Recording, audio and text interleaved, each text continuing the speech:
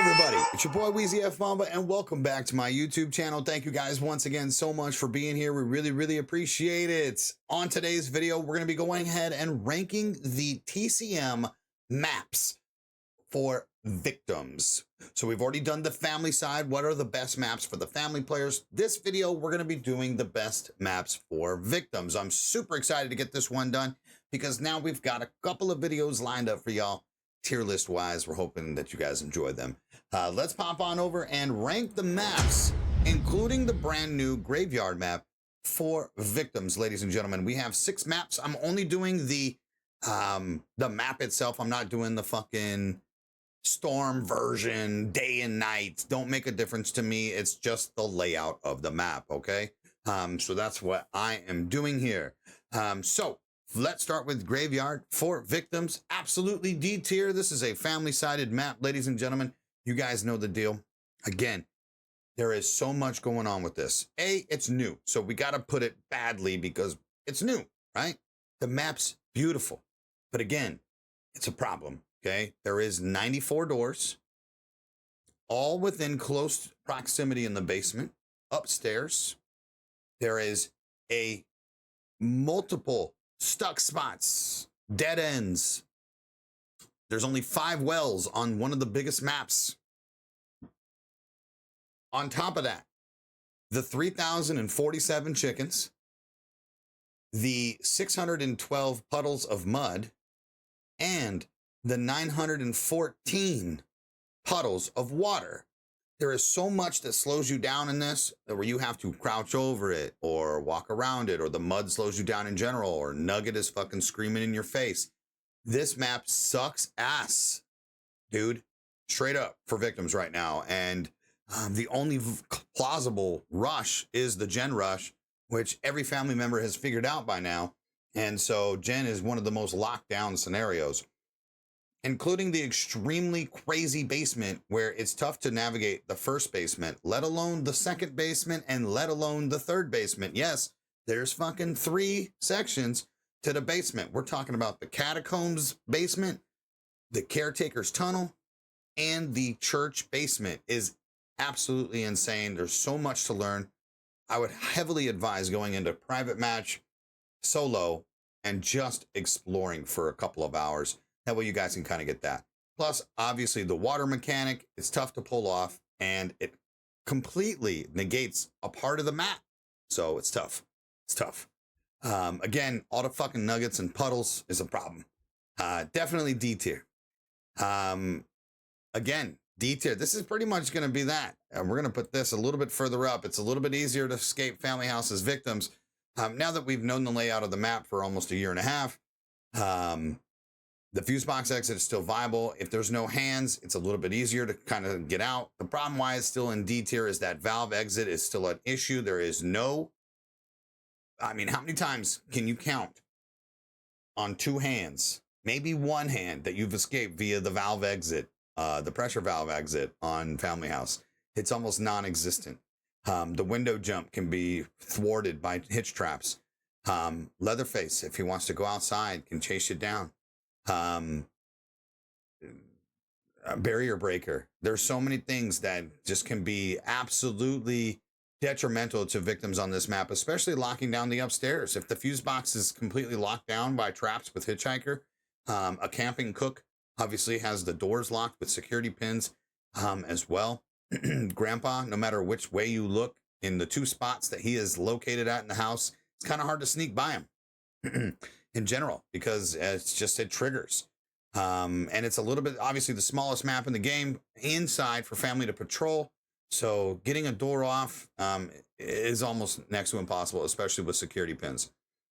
So absolutely, D tier. D tier.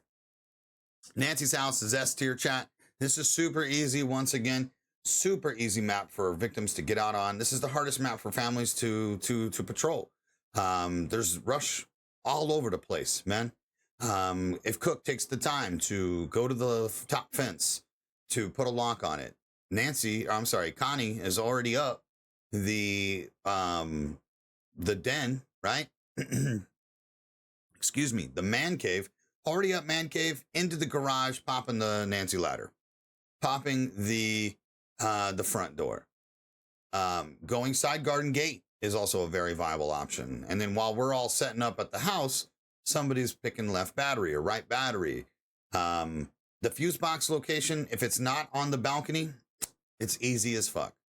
Johnny Shack is a nuisance to family members, simply because most of them can't gap in, and you got to go all the way around in order for you to hop into the front door.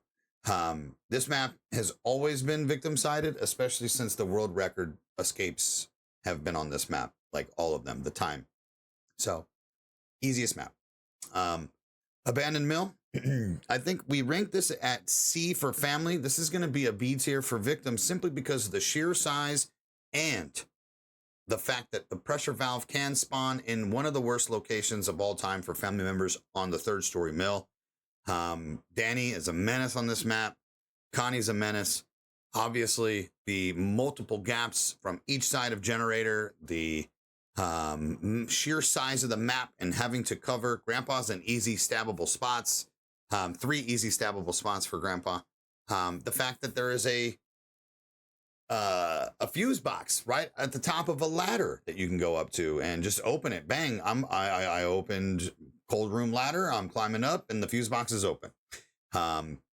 Again, it's a B tier map, but it does have its possibilities for family as well. Gas station. Again, B tier. This is where we're going to get a little bit even. These are technically the 2 most balanced maps in the game. As long as the pressure valve does not spawn up top, then both sides have a chance to win. It's going to be a little bit more here. Gas station, of course, I still wholeheartedly believe is the most balanced map in the game. Again, you have your easy stabbable spots with Grandpa, but the ability to have traps near it.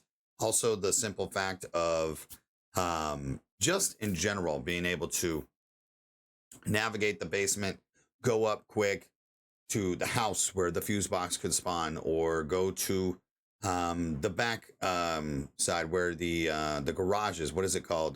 Car parts, right? Where you can literally workshop is what we always call it. But it's technically called car parts. Over there, the pressure valve can spawn, and you have a gap, and you also have a barricade. Pretty even. Again, this map absolutely requires a cook and a hands and a Bubba. There's 97 pallets in the basement. So definitely required for those people. And then slaughterhouse, absolutely S tier. For victims, ladies and gentlemen, this map is sheer size. Unfortunately, not a lot of people really think of the sheer size of this map. It's one of the hardest for any family members to patrol, simply because it's so long. Pause. The ability to trap a family member on the inside of slaughterhouse with the 3,046 gaps that are in there, crawl spaces as well. Also the ability to trap a family member over in facility with a door that they have to walk all the way around, and there's a gap that leads straight to that well.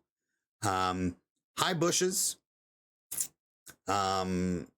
and easily throwable knife locations now with Wyatt. So this map is just a menace, and it's a nightmare for families. It always has been, and it's a good map for victims. That is my tier list, ladies and gentlemen, for victims. Let me know down in the comment section, what do you think? Where do you put your victim maps?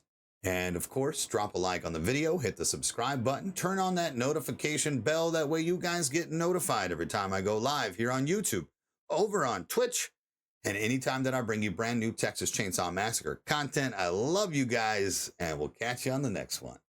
Peace out.